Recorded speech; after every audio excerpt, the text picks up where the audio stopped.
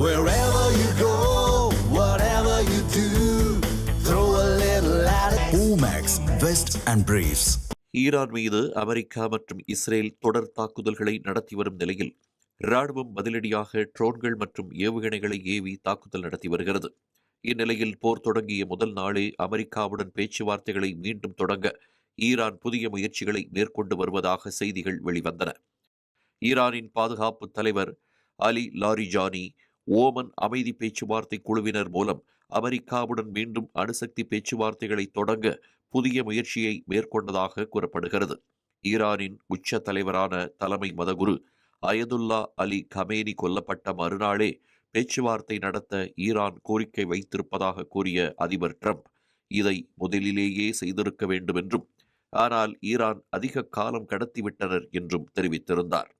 போர் எப்போது முடியும் என்று தெரியாத நிலையில் ஈரானின் உயிர் பிழைத்த தலைவர்கள் தங்கள் நாட்டின் மீதான அமெரிக்க மற்றும் இஸ்ரேலிய தாக்குதலை முடிவுக்கு கொண்டு வர ஆசைப்படுகிறார்கள்.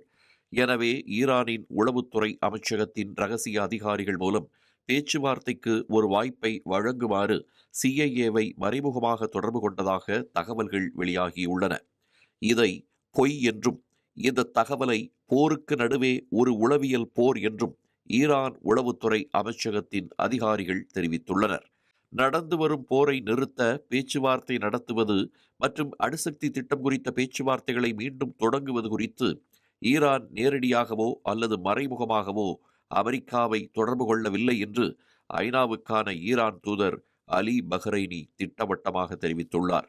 இதனிடையே ஈரானுடன் இரகசிய பேச்சுவார்த்தைகளை அமெரிக்கா நடத்துகிறதா என்று ட்ரம்ப் அலுவலகத்தை தொடர்பு கொண்டு இஸ்ரேல் பிரதமர் பெஞ்சமின் நெதன்யாகு நேரிடையாகவே கேட்டதாகவும், அதற்கு ஈரானுடன் மறைமுகமாகவும் பேசவில்லை என்று வெள்ளை மாளிகை உறுதிப்படுத்தியிருக்கிறது.